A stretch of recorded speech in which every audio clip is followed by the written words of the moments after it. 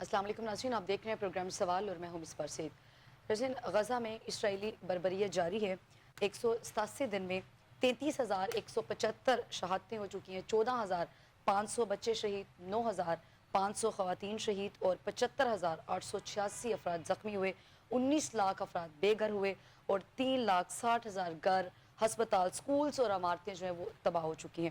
اور غزہ کی وزارت صحت کے مطابق گزشتہ 24 گھنٹوں کے دوران اسرائیل نے غزہ پٹی پر اتنی شدید بمباری کی جس کے نتیجے میں 86 افراد جو ہیں وہ شہید ہوئے ہیں اور 280 افراد زخمی ہو چکے ہیں، اور یہ جنگ کی سب سے ہولناک راتوں میں سے ایک رات ہے۔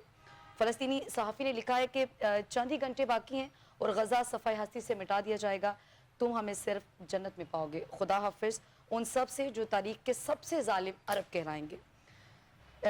اس کے ساتھ ساتھ امریکی ٹیرف میں اضافہ اور پاکستان میں سٹوک جو ایکسچینج ہے وہ کریش کر گئی ہے، اس پر بات ہوگی، اور پروگرام کے آخری حصے میں ڈیبیٹ ہوگی۔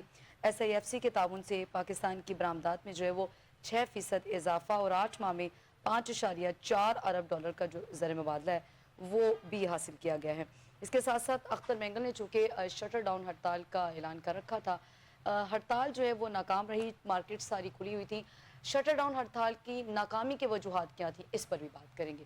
تمام تر موضوعات آج کی ڈیبیٹ کا حصہ ہوں گے اور ان پر مدلل گفتگو کرنے کے لیے میرے ساتھ اسٹوڈیو میں موجود ہیں احسن ضیاء صاحب، سینئر اینالسٹ ہیں، قومی اور بین الاقوامی امور پر گہری نظر رکھتے ہیں۔ فرسٹ آف آل السلام علیکم احسن ضیاء صاحب، سب سے پہلے بات ہوگی غزہ کے حوالے سے۔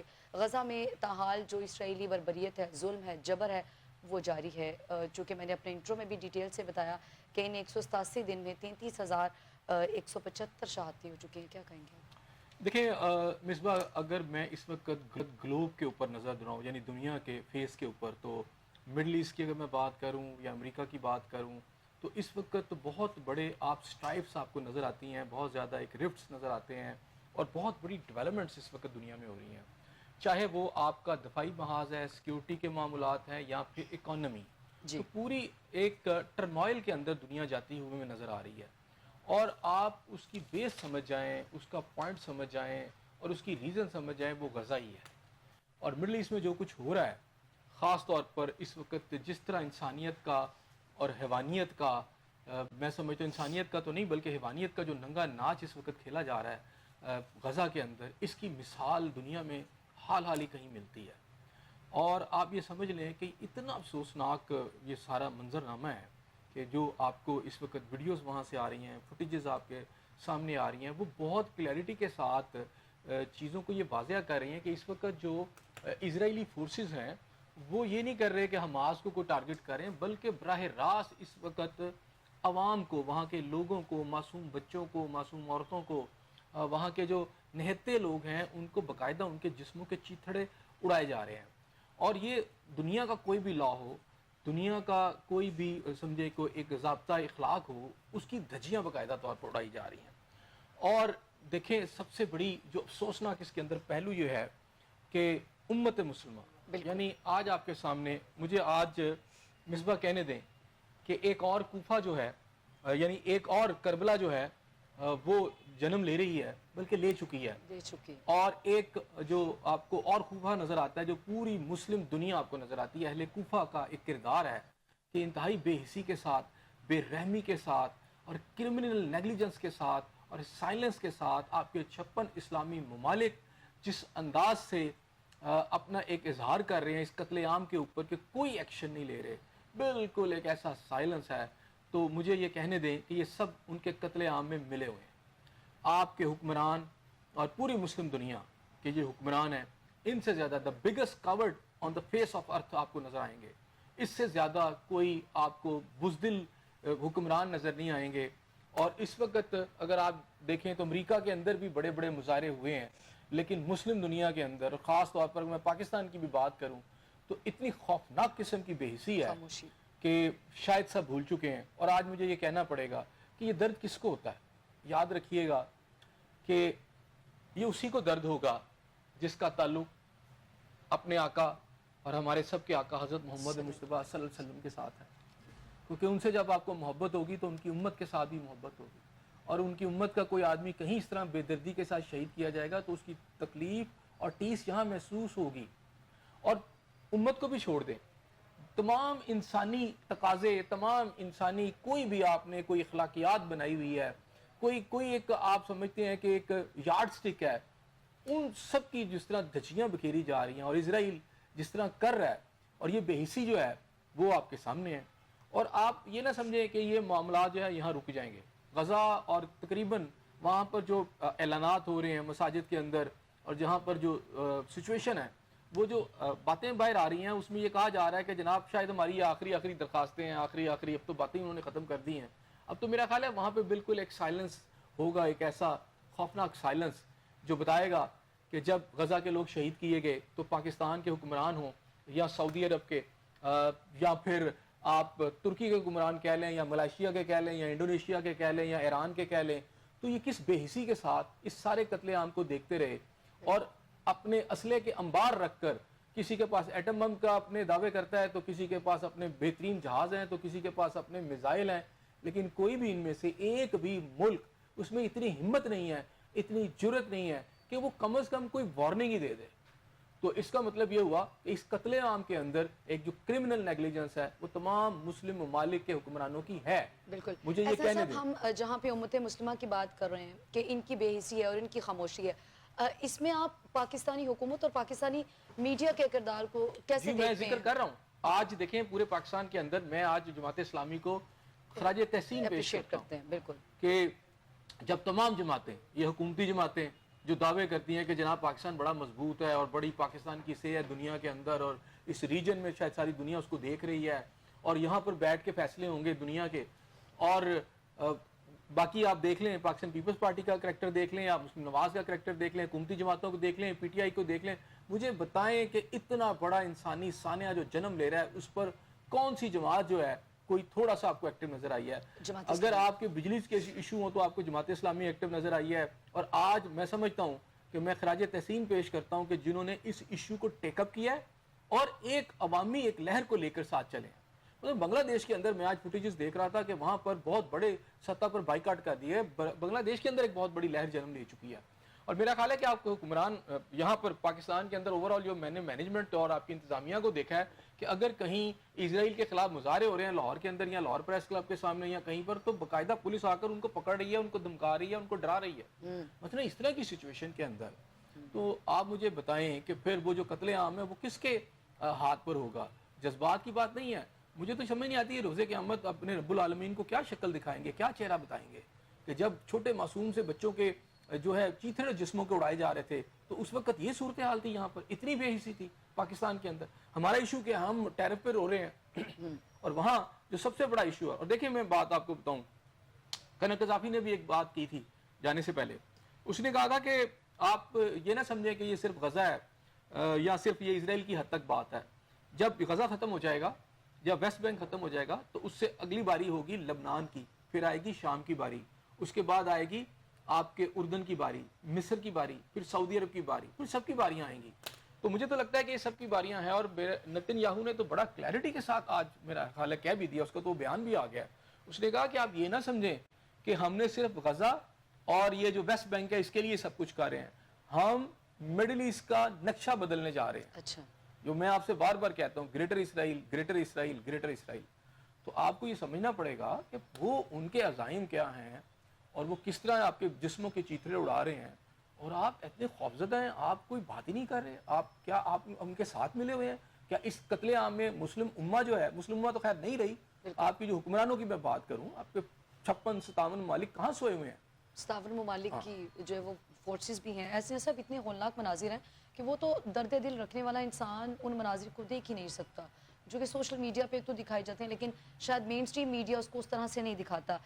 پاکستانی میڈیا یا جو حکومت پاکستان ہے وہ اس حوالے سے ایک مضبوط یا پھر جسے آپ غیر متزلزل پالیسی کہتے ہیں وہ اپنانے میں تاحال کیوں؟ دیکھیے سر، مجھے لگتا نہیں ہے کہ ہماری پاکستان کی جو حکومت ہے اس کی کوئی کلیئرٹی کے ساتھ کوئی پالیسی ہے. یہ بہت زیادہ ایک کوارڈیس ان کے اندر ہے، ایک بزدلی کا بھی پہلو ہے. اور ہمارے یہاں پر کہا گیا جی پہلے پاکستان، ایک سوچ ہے نا جس میں کہا گیا جی پہلے پاکستان، وہ سعودی والا کہتا ہے پہلے سعودی عرب. اچھا یہ سارے اپنے اپنے چکر میں پڑے ہوئے ہیں اور سب کی باری آنی ہے. تو آپ یہ نہ سمجھے پاکستان کی باری نہیں آنی، پاکستان کی باری آ چکی ہے. پاکستان کے اندر آپ کو یہ جو وار آن ٹیرر کے نام پر جو خوارج پاکستان کے اندر داخل ہو رہے ہیں وہاں سے افغانستان سے، اور پورا ایک پلاننگ کے تحت جو آپ کا پورا سسٹم یہاں شفٹ کیا گیا جنگ کا، وہ کیا ہے اس کے پیچھے مقاصد؟ اس لیے کہ وہ جو ایجنڈا نتن یاہو نے آج کہا ہے کہ ہم مڈل ایسٹ کا نقشہ بدلیں گے اور بدلنے جا رہے ہیں، انہوں نے بڑا واضح کر دیا، اور ٹرمپ نے بھی میرا خیال ہے اس سے پہلے کہہ دیا تھا کہ جناب ہم اس کو بالکل ایک جہنم بنا کے رکھیں گے مڈل ایسٹ کو۔ تو مڈل ایسٹ کے ساتھ اگر آپ کتنا پاکستان دور ہے، ایران اور سارا کچھ ہے، تو پاکستان کو اپنے گھٹنوں پہ کرنے کے لیے پہلے سے یہ کام شروع ہو چکا ہوا ہے۔ ٹھیک ہے، آپ یہ نہ سمجھیں کہ پاکستان کے ساتھ یہ کام، یہ پاکستان کے ساتھ جہاں چائنیز کوریڈور کا ایک دشمنی ہے، امریکہ کی ہے، انڈیا نہیں چاہتا، سب کو پتہ ہے، لیکن اس کے ساتھ ساتھ یہ جو ایجنڈا نا، اصل ایجنڈا جو ہے وہ ہے ایکسپینشن آف اسرائیل، اور وہ تیزی سے باہر آ رہا ہے۔ اور جب ان کا پرائم منسٹر خود منہ سے یہ بات کہہ رہا ہے تو پھر آپ یہ صورتحال دیکھ لیں، لبنان کے اندر اور شام کے اندر جو کر رہے ہیں، عراق کے اندر امریکن نواز گورنمنٹ وہاں پر موجود ہے، اور اس کے بعد آپ دیکھ لیں کہ کون سے ممالک پیچھے رہ گئے ہیں، اور ہمارے تو یہاں ہم ترانے کر رہے ہیں، وہ ترکی والے ڈرامے دکھا رہے ہیں، اچھا کوئی کیا کہتے ہیں نعرے مار رہا ہے، لیکن عملاً کسی نے کچھ نہیں کیا۔ آپ جو لاسٹ فوٹیجز آئی ہیں، لاسٹ ویڈیوز دل دہلا دینے والی آئی ہیں، جس کے اندر جب ایک میزائل آ کر کسی جگہ پر گرتا ہے اور اس کے ساتھ چھوٹے چھوٹے بچوں کے لاشیں ہوا میں کئی آپ سمجھے کہ کئی گز اوپر کہہ لیں یا فرلانگ اوپر کہہ لیں یا کئی کلومیٹر اوپر یا میٹر اوپر تک ہوا میں اڑے ہیں اور ان کے چیتھے اڑے ہیں۔ کیا انسانی تاریخ نے، انسانی جو آپ کی یہ پوری نسل ہے، اس طرح کے کسی نے یہ مناظر دیکھے ہیں؟ انسانی تاریخ میں اس طرح کے مناظر نہیں ہیں۔ تو یہ بڑا خوفناک قسم کا ایک سانیہ وہاں پہ رونما ہو رہا ہے، اور پاکستانی گورنمنٹ خواب خرگوش کے مزے لے رہی ہے۔ مجھے نہیں سمجھ آتا کہ پاکستان نے اپنے میزائل، اپنی یہ ٹیکنالوجی جس پر ہم بڑا دعویٰ کرتے ہیں، جی ہمارے پاس ایٹم بم ہے، جی وہ ہمارے پاس یہ بھی ہے، ہمارے وہ ایران کہتا ہے ہمارے پاس یہ بھی ہے، وہ ترکی بھی کہتا ہے، تو صورتحال آپ دیکھ لیں کہ اس اسلحے کو کیا ہم نے چاٹنا ہے۔ ایسا صاحب، فلسطینی صحافی نے لکھا ہے کہ چند ہی گھنٹے باقی ہیں اور غزہ صفحہ ہستی سے مٹا دیا جائے گا، تم ہمیں صرف جنت میں پاؤ گے، خدا حافظ، ان سب سے جو تاریخ کے سب سے ظالم عرب کہلائیں گے۔ میرا خیال ہے اس نے درست لکھا اور درست کہا، اور اب میرا خیال ہے وہ اب شہید بھی ہو چکے ہوں گے، اب تو یہ بات بھی میرا خیال ہے 2-3 دن پرانی ہے جب یہ لکھا گیا اور یہ میڈیا پر آیا ساری چیزیں، تو وہاں تو ایسے سانحات جنم لے رہے ہیں کہ انسان ان کو نہ تو لفظوں میں اس پہ رقم تراز ہو سکتا ہے، نہ لکھ سکتا ہے، اور میں تو چند سیکنڈ بھی نہیں ان کو مناظر کو دیکھ پا رہا۔ اور میرا خیال ہے کہ درد دل رکھنا کوئی بھی ایسا شخص نہیں جس کا دل جو ہے اس میں پھٹ نہ جائے، آنکھیں اس کو اس منظر کو برداشت ہی نہیں کر پا رہی، اور آپ اتنے مزے سے دیکھ رہے ہیں اور ہمیں کوئی اور مسئلہ ہی نہیں ہے، ہم جیسے بڑے نارمل پھر رہے ہیں۔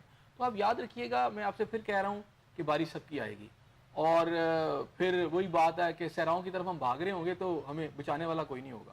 اقوام متحدہ کی جانب سے یہ تو بتایا جا رہا ہے ہمیں کہ 19 لاکھ جو غزہ کے افراد ہیں انہیں بے دخل کیا گیا، اتنی شہادتیں ہو چکی، اتنے بچے شہید ہوئے، اس مسئلے کو ہم نے وہاں پہ بھی اٹھایا گیا، لیکن وہاں پہ بھی کسی قسم کی کوئی وہ نتیجہ جو ہے وہ بے سود۔ دیکھیں پوری بدماشی کے ساتھ کر رہے ہیں نا، اب یہ بدماشی بھی میرا خیال ایک چھوٹا سا لفظ ہے، ایک وحشت ہے، ایک بربریت ہے، اس کی کوئی آخری شیطانیت کا کوئی آخری لیول ہے جس میں ایک نتن یاہو ہے، ایک چھوٹا سا اسرائیل ہے اور نتن یاہو ہے، اور وہ اس کی آپ مینیفیسٹیشن دیکھ رہے ہیں، مینیفیسٹ ہو رہا ہے جس طرح کے کہ ایک بربریت کیسی ہوتی ہے، ایک وحشت کیسی ہوتی ہے۔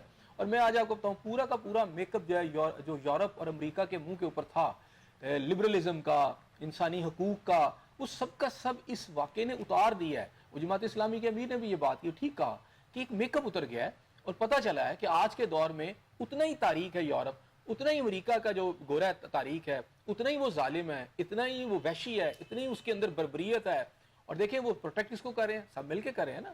آپ کی جو انٹرنیشنل جو کورٹ ہے اس میں ان کو کرمنل قرار دیا گیا ہے اور جنگی جرائم کر رہے ہیں نا، لیکن اس کو پوری طرح امریکہ سپورٹ کر رہا ہے، ٹرمپ سپورٹ کر رہا ہے، اور ان کا ایجنڈا کیا ہے وہ بتا چکے ہیں کہ آپ کے ساتھ انہوں نے کیا کرنا ہے۔ اس میں تو یہ ایک سمجھے کہ ایک چھوٹا سا سین چل رہا ہے، باقی تو کہ آگے جو میدان پڑا ہوا ہے جس کے اندر سارے ممالک ہیں، سب کی باری آنی ہے، تو پھر کریں گے برداشت سارے۔ ایسا سب بدقسمی سے مسلم ممالک کی اب جو اب خاموشی دیکھ رہے ہیں، لبنان سے یمن تک ہم بھی یہ بھی دیکھ رہے ہیں کہ امت مسلمہ جو ہے وہ اس وقت پریشانی کا اور مصائب کا شکار ہے، چونکہ امت مسلمہ کا متحد نہ ہونا ہی اصل پریشانی کی وجہ ہے۔ دیکھیں آپ کے نا جتنے بھی مسلم ممالک ہیں، بنیادی طور پر جب آپ کی آٹومن امپائر ختم ہوئی، تو چونکہ ان کو ختم کرنے والی آپ کی بڑی طاقتیں یہی تھی جس کے اندر امریکہ تھا، برٹن تھا، اور یہ سارا کچھ ہوا، تو ٹکڑے ٹکڑے کر کے یہاں پر ان کے سٹوجز بٹھا دیے گئے۔ اگر پچھلے 100 سال کے اندر اگر آپ دیکھیں تو وہ سٹوجز ہی ہیں نا, ان کے ذریعے سے ان ملکوں کے جو ہے وسائل جو ہے امریکہ نے کھائے, برٹن نے کھائے, اور پھر ان کو وہاں پہ حکمران بنا کے رکھ دیا. تو وہ آج بھی چل رہے ہیں. لیکن مجھے لگتا ہے کہ اب وہ ٹائم آ گیا جس کے اندر کہ ان کی بھی اب ضرورت نہیں رہے گی ان کو. نتن یاہو بتا چکا ہے کہ مڈل ایسٹ کو ہم تبدیل کرنے جا رہے ہیں. یہی بات ٹرمپ اسے کوئی مہینہ پہلے کہہ چکے ہیں. تو آپ یہ سمجھیں کہ یہ کچھ زیادہ ٹائم نہیں ہے مصباح, بہت تھوڑا ٹائم ہے. اور یہ چونکہ آپ کی عوام کچھ اور چاہ رہی ہے, حکمران کچھ اور چاہ رہے ہیں, اور حکمران نہیں چاہتے کہ ان کا جو اقتدار ہے, ان کا جو اختیار ہے, وہ جو اس وقت اپنی قوم کے اوپر بھی مظالم کرتے ہیں. بیسیکلی تو آپ کی 2% یا 3% آپ کی اشرافیہ ہے, حکمران اشرافیہ جو اپنی عوام کا بھی خون چوس رہی ہے. تو اسی لیے جنرلی میں بات کروں تو ان کو تو یہ سوٹ کرتا ہے سسٹم, اس لیے وہ نہیں چاہتے کوئی آواز اٹھے یا ان کی کوئی حکومت کو کوئی پریشانی ہو. اور ایون پاکستان کے اندر دیکھ لیں, گورنمنٹ آف پاکستان کتنی سائلنٹ بیٹھی ہوئی ہے. بالکل مطلب اتنے مناظر ہیں اور جو نظر آ رہا ہے اس کے بعد تو چیخو پکار ہونی چاہیے تھی. لیکن وزیر اعظم صاحب کی بات کروں, شہباز شریف صاحب, کوئی آئی ہے ان کی طرف سے کوئی اسٹیٹمنٹ, نواز شریف صاحب کی طرف سے کوئی اسٹیٹمنٹ آئی ہو, عمران خان صاحب کی طرف سے کوئی آئی ہو, یا بلاول بھٹو صاحب کی طرف سے آئی ہو, یا زرداری صاحب کی طرف سے آئی ہو. ایسا سب ان کا یہ کنسرن نہیں ہے نا. بیسیکلی ان کو یہاں پہ ایک چھوٹا سا بریک لیں گے, یہیں سے گفتگو کا آغاز کریں گے. اسٹے ویلکم بیک ناظرین, آگے بڑھیں گے چونکہ غزہ کے حوالے سے بات ہو رہی ہے. ایسا سب اس سچویشن میں آپ حماس کے کردار کو کیسے دیکھتے ہیں؟ اچھا, بڑا ڈیویس سا کردار ہے حماس کا بھی, اور حماس کے جب آپ کو پتا ہے کہ جو ایکشن لیا اور اس کا ریئیکشن آج تک جو فلسطینی دیکھ رہے ہیں. میں نے آپ کو اس وقت بھی کہا تھا کہ یہ سارا کچھ یہاں تو وہ ٹریپ ہو گئے ہیں, اور یہاں پھر جو ہے کچھ اور ہی بات ہے اس کے اندر نا. حماس کا نام استعمال ہوتا ہے اور پہلے حماس کا نام لے کر وہ پھر بمبارڈمنٹ کا ایک جواز ان کو مل جاتا ہے. اور ایک اس طرح کا ایک شروع میں کروا دیا گیا, اور اس کے بعد پورا غزہ برباد کر دیا گا, آپ کو حماس کہیں نظر نہیں آئے گی. پھر ایک چھوٹی سی ایک خبر ہے, وہ بھی آپ کو پتہ ہے میڈیا کا جو کنٹرول ہے اس کے اندر آ جاتی ہے, جی کو میزائل چلا دیے گئے. اچھا, کوئی حماس کی طرف سے کوئی ہمیں ریزسٹنس نظر ہی نہیں آئی, وہ پہلے جو آپ کا پہلا جو واقعہ ہوا. اچھا, اب اس کے بعد حماس کو ابھی چلے, اب تو حماس بھی انہوں نے ختم کر دیا نا, تو حماس کا بھی نہیں کر رہے. اب تو وہ ڈائریکٹلی وہاں پر جو لوگ واپس آئے تھے, بنیادی طور پر ٹرمپ نے جو آپ کو ایجنڈا دیا تھا کہ جناب یہ جو غزہ ہے جو ہے یہ ہم امریکہ ٹیک اوور کر لے گا, اور لیکن فلسطینیوں نے کہا کہ نہیں ہم واپس آئیں گے. جو واپس آئے تو اس کے بعد اب ان کو عام لوگوں کو باقاعدہ ٹارگٹ کیا جا رہا ہے نا. پہلے ہی وہ کھنڈرات میں اور کھنڈرات کے اوپر بھی بمبارڈمنٹ کی, اور اب تو ڈرونز یوز کیے جا رہے ہیں کہ اگر کوئی بندہ نکل کے آ گیا, نظر آ گیا, اس کو ڈرون لا کے بلاسٹ کر دیتے ہیں. یعنی اتنے خوفناک طریقے سے لوگوں کو شہید کیا جا رہا ہے وہاں پر. تو اب یہ سمجھ لیں کہ حماس شاید کوئی اب وہ ان کو جو اس کا نام استعمال کرنا تھا نا, جیسے القاعدہ کا نام یوز ہوا 9/11 کے بعد, اور پھر جو کچھ افغانستان کے اندر کچھ, اچھا وہ خود ہی سے ایک باگی بھی کریٹ کرتے ہیں. باگی خود ہی کریٹ کرتے ہیں اور اسی کی بنیاد کے اوپر پھر وہ ایک تباہ و بربادی پھیرتے ہیں. یہاں پر یہی کچھ ہے, حماس کا ایک ایکٹ ہے, اس کو شو کرتے ہیں اور پھر وہ سارا کچھ کر دیتے ہیں. بہرحال عام لوگوں کو مارا جا رہا ہے, اور 40-50 ہزار جو لوگ شہید ہو چکے ہیں اس میں حماس کے لوگ تو نہیں, عام لوگ ہیں, سب کو پتہ ہے کیا ہو رہا ہے وہاں پر.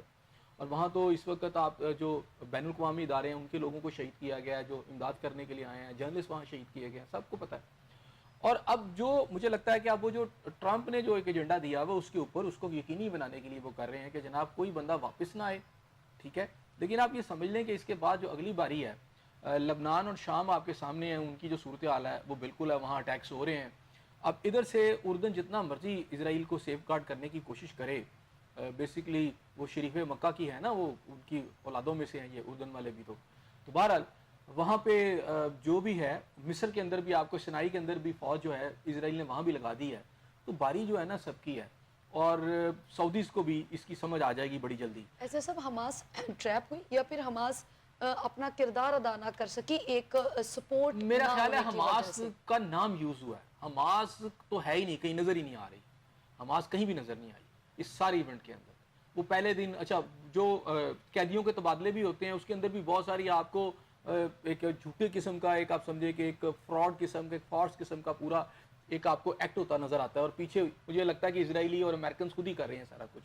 اس کی بنیادی وجہ یہ ہے کہ وہ یہ چاہتے ہیں کہ اس پورے ختم کر کے, اور ان کا ایجنڈا سب کے سامنے ہے, اور اس کو پوری طرح جو ایک سپورٹ دے رہے ہیں وہ آپ کے ریجنل عرب ممالک دے رہے ہیں, جس میں سعودی عرب ہے, جس میں اردن ہے, جس میں شام ہے, جس میں مصر ہے, جس میں لبنان ہے, کہ انہوں نے کھلی چھٹی دی, آپ جو مرضی کریں. ایون ٹرکی اس کے اندر ہے. ٹرکی آپ, ہم بہت کہتے ہیں کہ ٹرکی کے آپ ڈرامے دیکھیں, لیکن کسی کے اوپر کوئی کان پہ جو نہیں رکھی, اور 50,000 سے اوپر فلسطینی شہید ہو چکا, اور یہ سب سے بدترین اس وقت فیس چل رہا ہے. اور اس کے بعد آلموسٹ تقریباً ختم ہونے والی بات نظر آ رہی ہے.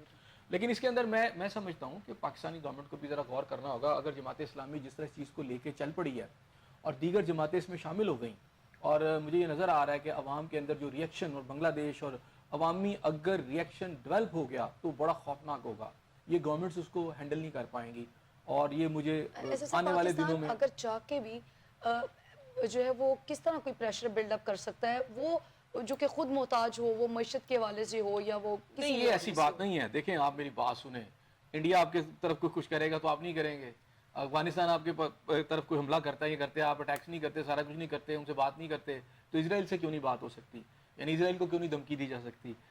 جو بہت سارے اور ممالک ہیں, آپ یہ پریشر سعودیز کا کیوں نہیں بلڈ اپ کر سکتے؟ آپ ان کے تھرو بہت زیادہ پریشر آپ بلڈ اپ کر سکتے ہیں. آپ تو کر ہی نہیں نا, آپ تو ایک کرمنل نیگلیجنس کر رہے ہیں. کرمنل آپ کا جو ہے آپ کا سائلنس ہے, بلکہ آپ تو اس میں شامل نظر آتے ہیں. آپ مجھے یہ بتائیں, اس ایٹم بم کو ہم نے کیا کرنا ہے؟ ان جہازوں کو ہم نے کیا کرنا ہے؟ ان میزائلز کو آپ نے کیا کرنا ہے؟ جبکہ خطرات آپ کی طرف تیزی سے بڑھتے چلے آ رہے ہیں. آپ یہ نہ سمجھیں کہ یہ میں بات کر رہا ہوں کہ غزہ کی حد تک ہے, چلے جی غزہ ہے ادھر ہو رہا ہے, پاکستان کا کوئی, یہ پاکستان کے اندر بھی اس وقت ہو رہا ہے. جب تک آپ اسرائیل کو کنٹرول نہیں کریں گے, اس کو اس کی اوقات یاد نہیں دلائیں گے, تب تک تو وہ آپ کے ساتھ بھی ہے جو کچھ آپ کے ساتھ ہو رہا ہے. جو اس وقت آپ کا یہاں پر ہو رہا ہے, خیبر پختونخوا میں ہو رہا ہے یا بلوچستان میں ہو رہا ہے, اس کے تانے بانے پیچھے چلے جائیں, انہی کے ساتھ ملتے ہیں. تو آپ کو انہوں نے ایک قسم کی پراکسی وار میں ڈال دی ہے, ادھر وہ ڈائریکٹ حملے کر رہے ہیں. جب وہاں سے فارغ ہوں گے نا, پھر وہ آپ کی طرف آئیں گے. صحیح. ایسے سب آگے بڑھیں گے. امریکی ٹیرف میں اضافہ اور جو پاکستان ہے اس میں سٹاک ایکسچینج کریش کر گیا, کیسے دیکھ رہے ہیں آپ؟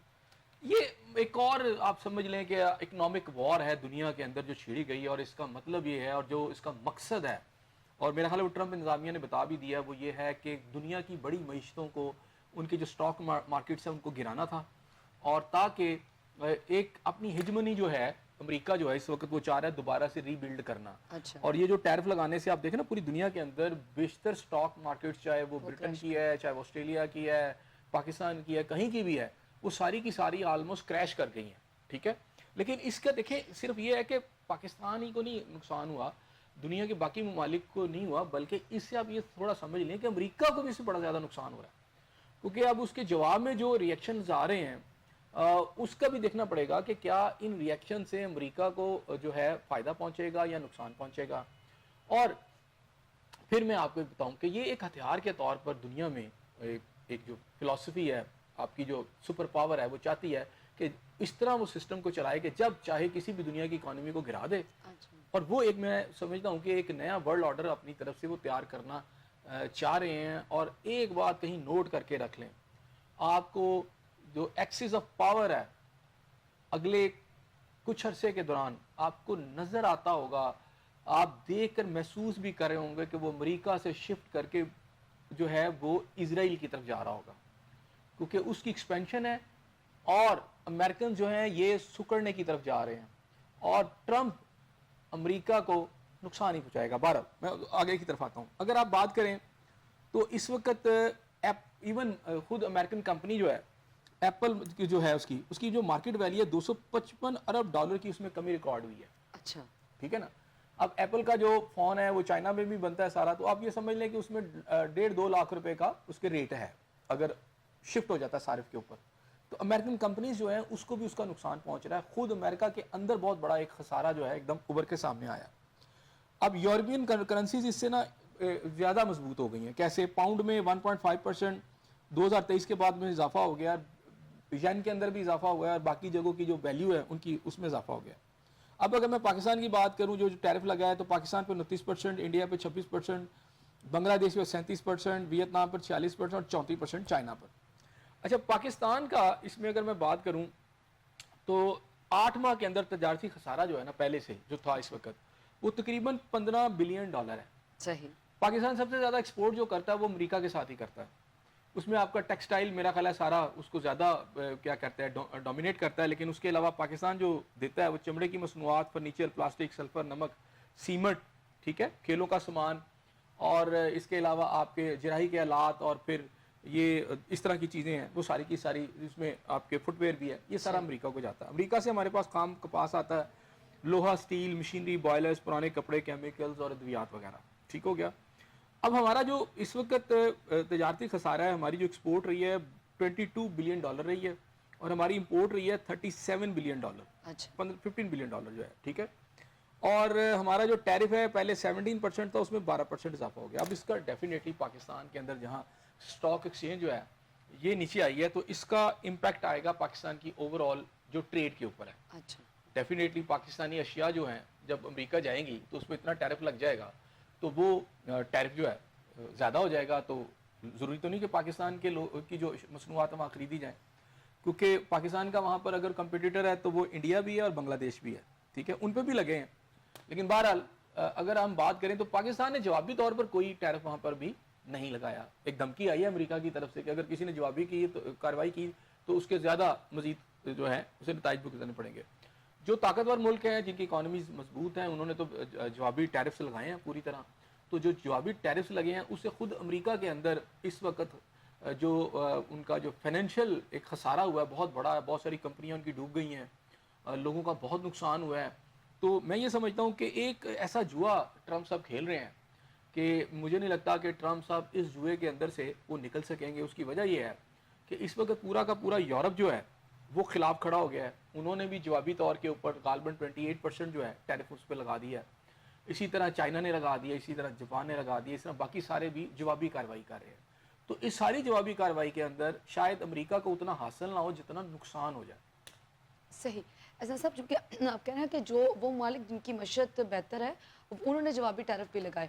پاکستان جو کہ ہماری معیشت آلریڈی وینٹیلیٹر پہ ہے، اب کہہ رہے ہیں کہ چونکہ وہ اس وقت جو ہے یہ اکانومی وار بھی ہے تو اگر ہماری معیشت آلریڈی وینٹیلیٹر پہ ہے ہم تو ایسا کچھ کر بھی نہیں سکتے، تو کوئی تو سولوشن ہوگا ہمارے پاس بھی اس کا کہ چلے یہ حکمت عملی اپنا لیتے ہیں. ہمارے پاس یہ سلوشن ہے کہ ہم بس عوام کو کہہ رہے ہیں کہ جی کوئی مسئلہ نہیں ہے. آج آپ کی اسٹاک ایکسچینج کا جو حال تھا آپ کے سامنے ہے، وہ تو کریش کر آج آپ کے جو وزراء ہیں جو فوج ظفر موج ہے وہ کہہ رہی تھی کہ جناب کوئی مسئلہ نہیں ہے. اور جو انہوں نے حل نکالا ہے کہ جی ایک ہائی لیول ڈیلیگیشن جو میں سن رہا تھا کہ جی وہ پلان کیا جائے اور امریکہ سے جا کے مذاکرات کیے. اچھا اس نے ٹرمپ نے تو ان کی بات نہیں سننی، لیکن ان کا کم از کم وہاں کا وزٹ ہو جائے گا، یہ مزے سے امریکہ کی سیر کر آئیں گے پاکستان کی عوام کے خرچے کے اوپر. تو اب پاکستان کو یہ دیکھنا چاہیے کہ پاکستان جو ہے امریکہ کے اگر پاکستان کے ساتھ یہ کرتا ہے تو جو بہت سارے اور سیکٹرز کے اندر امریکہ پاکستان سے جو فائدے لے رہا ہے، ٹھیک ہے، ان کو پاکستان کو نہیں دینا چاہیے. جیسے وار آن ٹیرر کے اوپر وہ آپ سے اگر مانگتا ہے کہ جناب ہمیں آ کے اپنا اسسٹنس دے تو نہ دیں، آپ جوابی کوئی کارروائی کریں نا. آپ بھی ان پہ جو ہے جو ٹیرف لگائیں ان کے اوپر، کیونکہ پاکستان کی جو درآمدات ہے امریکہ سے وہ زیادہ ہیں، ہم کم بھیج رہے ہیں وہاں سے زیادہ لے رہے ہیں، تو آپ ٹیرف لگائیں. اچھا جتنا زیادہ ٹیرف لگائیں گے اس سے آپ کو فائدہ ہے کہ آپ کی درآمدات اور کم ہو جائیں گی، ٹھیک ہے نا. اور دوسری بات ہے کہ آپ امریکنز اگر یہاں بھیجنا چاہتے ہیں تو آپ بھی ان کے ساتھ ٹٹ فور ٹیٹ کریں.